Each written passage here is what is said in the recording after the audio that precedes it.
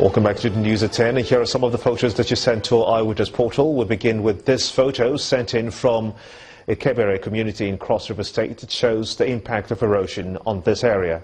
Our Iwitness reporter calls on the state authorities to intervene. Our next photo was sent in from Abattoir Ijoko Road in Ifor local government area of Ogun State. It shows pedestrians wading through floods. Our Iwitness reporter wants local council officials to create better drains. And this photo shows a broken portion of this electricity pole in Karu area of the Federal Capital Territory, Abuja. Our Iwitness reporter calls on relevant agencies to try and fix it. And this photo shows the aftermath of a road accident involving a vehicle and a commercial bus along Ikotepene-Umahia Road. Our Iwitness reporter calls on motorists to adhere to traffic regulations. And finally is this photo, which shows a mother teaching her son how to wash his bicycle. Interesting. Our Iwitness reporter calls on Nigerians to continue to teach our children the value of maintaining good morals. I want to thank you so much indeed for sending those pictures, as we ask that you keep them coming. The recently uncovered case of child abuse in Ogun State may not be the first perpetrated by the alleged culprit, Francis Taiwo. This has since raised questions on the issue of child vulnerability and the need to implement the Child Protection Act in the country. Our correspondent, Chris Ilams, who visited the community, now reports. Friday, the 22nd of July 2016. Ajibawo community in Ogun State headlined major papers as the news of 9-year-old Korede, who was allegedly chained by his father for weeks, broke. You can't sign anything. Madam, let him talk now. Let him talk. He can't talk. Okay. Why now, madam? Sit down, madam. During our last visit to the area, the church where the heinous crime was committed had been shut down. However, further interaction with members of the community revealed that the culprit, Francis Taiwo, may not have been new to this act after all. This is not the first time he had been doing such acts. So we have tried to report him in several occasions. Even his uncles have arrested him by his soldiers once because of the elder brother of this very Korede. So now they took the other boy, Felix, the senior brother of this Korede, from him because of this, the same maltreatment. We also spoke with the man who effected the rescue of Korede's older sibling. May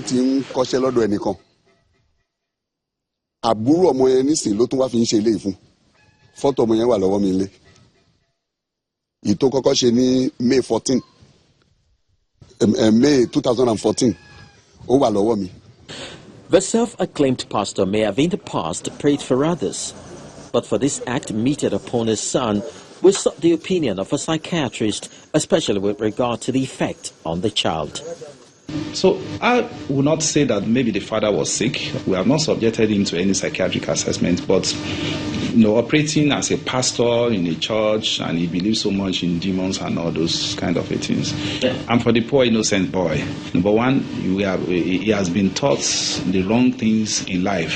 He may grow up and he believes that's the best way to train a child. That when a child is doing one thing or the other that's not tolerable, then the next is go and shame him. After all, that's the way his father also treated him. Stories of child abuse abound in the country, and they come in varying dimensions, including child labor. But we realize the Child Rights Act, adopted and domesticated by the federal government in 2003. It took Nigeria almost 13 years after the treaty was signed, the treaty was passed, to domesticate the United Nations Convention on the Child Rights. Whether you are a parent to a child or you are parents to the child, does not give you the right to violate the right of a child. You can chastise the child, but not to go to the extent of violating the right of a child, which is guaranteed by the Constitution of Nigeria. Vulnerability opens everyone to the vicissitude of life, and those who choose to exploit it would always come face to face with the consequences. Korede's case is but only one in a million more waiting on the state for protection. Chris Ilams, Channels Television News. Established nearly 50 years ago, the Abattoir in Abattoir Market in Ilorin East local government area of Kwara State is recognized as the largest in the state and unfortunately the filthiest. The situation led to the establishment of what is meant to be an ultra-modern abattoir in 2010, but the project was abandoned. Tonight, our community report takes a look at the hygienic environment of the old abattoir and the present state of the alternative. Would like to warn, though, that you may find some of the photos disturbing. The Abattoir Market in the Kwara State capital, home to the state's largest abattoir. This abattoir was set up almost 50 years ago, but from all indications, its present condition is, for a lack of a better term, unsightly. Cows arrive for an inevitable end, where butchers in their hundreds gather in the most compact environment to slaughter and prepare the meat for sale. This unhygienic setting lacks necessary amenities. Water is scarce, so it is never thrown away until it has been recycled by several butchers. There are also no slabs, so the butchers have to make do with the floor. The popular saying, "What one does not know cannot kill," works here, because the consumer, like this man, prefers to remain oblivious, because if confronted with the sanitation, it will probably change his consumption pattern. I have never been to Abattoir, and I don't have the knowledge and the process, how animals are being killed. Mine is just to go to market and buy and consume. This man, however, is fed up and wants to change. This place is already dirty. It's too much of dirty. Too much. The problem is that it depends on the environmental people to maintain that place. This animal doctor reminds of the fallout from consuming meat from such a place. It's really, really worrisome. Tuberculosis, people see it as a disease that is being transmitted from humans to humans, but they've neglected the fact that we can also get them from animals, from the food we eat, from the meat we eat. So if these meats are not well inspected and they are passed for consumption, people will get tuberculosis easily, and this disease will not be eradicated. The butchers say they have reached out to the authorities over the matter and remain optimistic that the situation will be addressed soon. They also claim to have supported the government financially to purchase equipment for an alternative abattoir. The government didn't have money. Even we have already helped government out of it. We spend our money there, about getting to 4 million plus. So they are not even do anything for us there. Look at our land. Those people are working. They are just working on the ground. This is the right way to work. But all of it has already been damaged. This ultra-modern abattoir was built in 2010. But for 6 years, the only activity witnessed here is the growth of weeds and occasional visitors. The abattoir is equipped with a generator, water system, and other facilities to make it work. So why has it been left to fall apart? Perhaps the chairman of Ilorin East local government has some answers. At conceptualization stage, the operators, the end user, the butchers who are to use the market made some complaint as to some of the facility they want integrated there.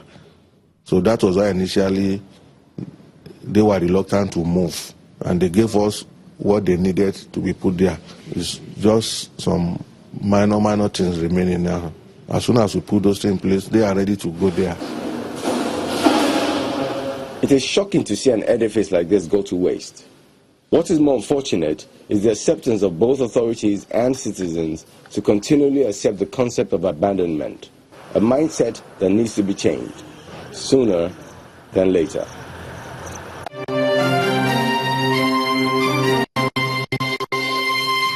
Etisala, now you're talking.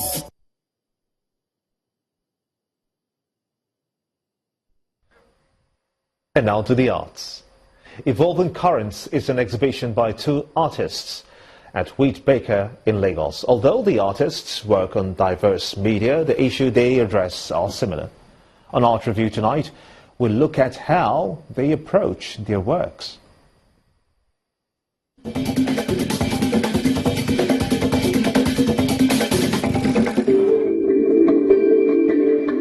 They come from different worlds.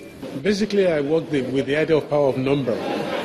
I look at Nigerian situation, a country with over 150 million people, and I'm like, we have these resources that we need to harness, and that is our population in moving the country. You know, it's like you have many people that are walking on the streets out there that are not doing anything. If you can get those people together and get them engaged in doing certain things, I believe the country probably will begin to move forward, you know. And I'm looking at putting Nigeria on a comparative scale with a country like China, which has been able to harness its population to move that country to where the country is today in terms of political, economical, and social, you know, growth.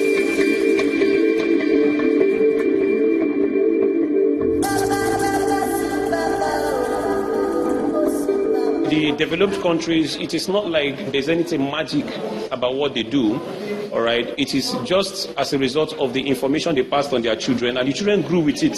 So Nigeria has to do the same. We need to come up with a plan and say this is where we need to go, and everybody has to work towards achieving that goal. Right now, we are not passing enough positive information to our children. If we abuse our children, we are passing information without really passing information.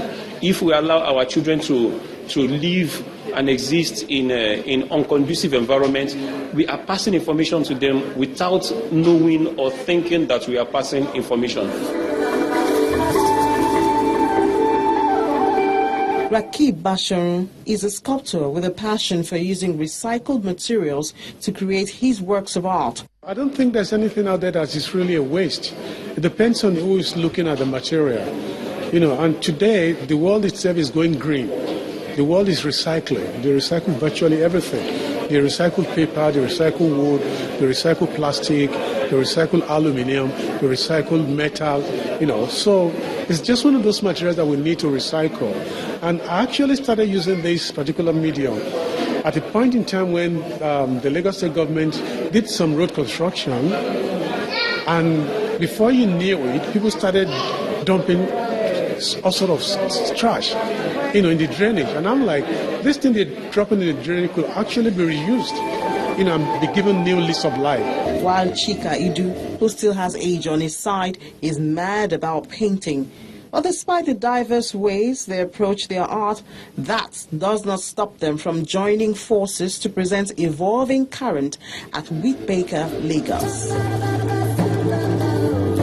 We have a lot of water dredging going on in our waters in Lagos, and I feel these dredgers are very uncontrolled, and as a result of this, they have damaged our seabeds. I have tried extensively to see if I could see like water plants, sea anemones and the rest of them, but we don't have them anymore, they are gone. If you look at the bottom of the waters, in the rivers, in the lagoons, what you're going to see is mainly refuse under the water, nylons or brown sand, but you hardly see plants living underwater anymore. So I think there should be, we have gotten to the point where we need to shout, where we need to make some noise so that we can do something about the problems that our waterways are currently facing. There is art of all shapes and sizes done in various media, considering the background of those being exhibited.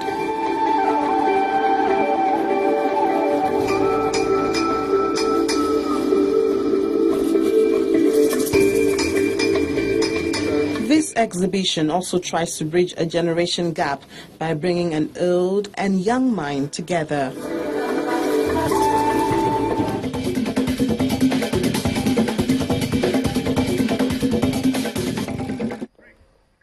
Next on the news at 10, Chelsea midfielder Mikel Obi to captain Nigeria's under-23 men's football team to the Olympic Games in Rio.